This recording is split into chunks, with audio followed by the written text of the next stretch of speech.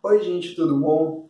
Nessa aula vamos dar início à nossa segunda unidade, por isso então vamos utilizar o módulo 2 e vamos começar a conversar um pouco sobre as primeiras organizações sociais da antiguidade, especificamente os diversos povos que habitaram a região da Mesopotâmia e o Egito Antigo.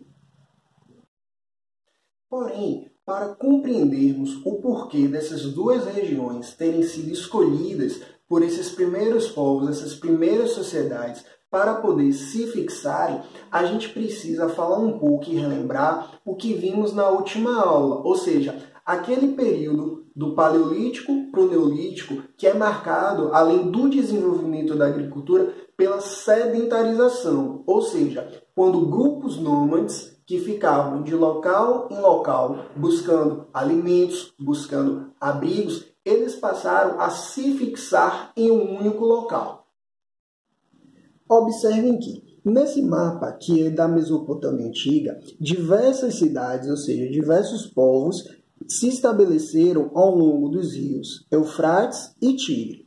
Por que isso? Com a sedentarização, quando você passa a habitar regiões que ficam próximas de recursos naturais, como esses dois rios, você tem grandes possibilidades, por exemplo, de utilizar a água tanto para consumo próprio, como utilizá-la na agricultura e na pecuária.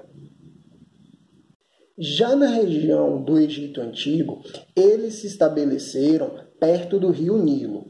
Nessa região, além de ficar próximos do rio, os egípcios desenvolveram sistemas para irrigação do solo, por meio da construção de diques e de canais, por exemplo.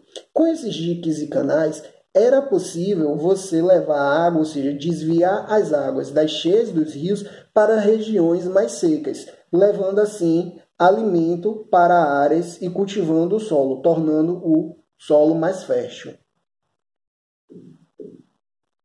Falando um pouco sobre a região da Mesopotâmia, a primeira coisa que vocês precisam compreender é que ela foi formada por diversos povos que ali habitaram.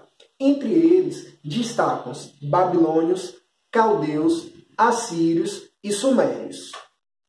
Ainda que habitassem a mesma região, ou seja, a Mesopotâmia, é importante que vocês entendam que esses povos eram bem diferentes uns dos outros, cada um com seus elementos culturais específicos. Prova disso é o constante atrito, ou seja, os constantes conflitos que eles tinham entre si pelo controle da região da Mesopotâmia. Uma característica que vai marcar a Mesopotâmia é o surgimento da escrita cuneiforme, há cerca de 6.000 anos atrás, criada pelos povos sumérios. Provavelmente, esse surgimento dessa forma de você registrar de maneira escrita se deu pela vontade, ou seja, pela necessidade de você quantificar produtos agrícolas, animais e mesmo as trocas comerciais realizadas por esses povos.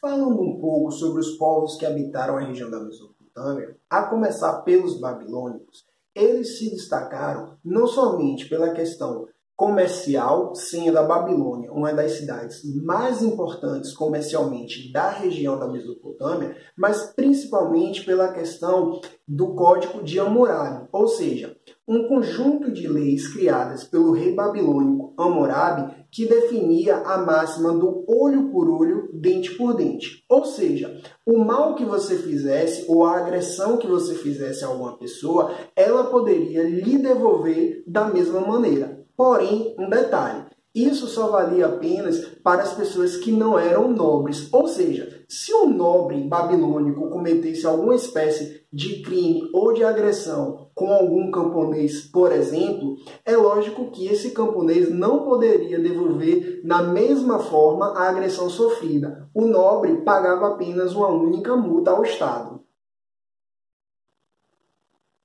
Outro povo de destaque na região da Mesopotâmia são os assírios, por duas coisas. Primeiro, pela extrema violência com que o exército assírio ele agia sobre os seus inimigos, mas também eles se destacaram do ponto de vista cultural. Através do seu rei Assurbanipal, os assírios construíram a famosa biblioteca de Nínive, na cidade de Nínive, onde era um reduto intelectual contendo milhares e milhares de livros. Um outro povo que vai ganhar destaque na região da Mesopotâmia são os caldeus, principalmente na figura do rei Nabucodonosor. Entre outras coisas que os caldeus conseguiram desenvolver na região, a mais famosa vai ser os chamados zigurates, ou seja, construções que se assemelhavam a algumas pirâmides, e entre elas vai se destacar o Jardim Suspenso da Babilônia. Mais um povo que vai ganhar destaque nessa região da Mesopotâmia são os fenícios. Mas atenção para um detalhe. A Fenícia ela não se constituía enquanto um único país, mas diversas cidades e estados independentes entre si. Os fenícios se destacaram por duas coisas, principalmente. A primeira, pela questão da navegação, ou seja, eles desenvolveram diversos barcos que navegavam e dominavam a região do mar Mediterrâneo, conseguindo comercializar com diversas outras cidades. Além disso, também são responsáveis pela criação do alfabeto fonético, ou seja, você associar o som das palavras a um símbolo. Esse alfabeto fonético ele é tão importante que ele vai influenciar anos depois o alfabeto grego e romano, chegando até o nosso alfabeto atual. Para fecharmos a antiguidade, na próxima aula vamos ver a relação entre dois povos, hebreus e egípcios. Não esqueçam de fazer todas as atividades. Até a próxima!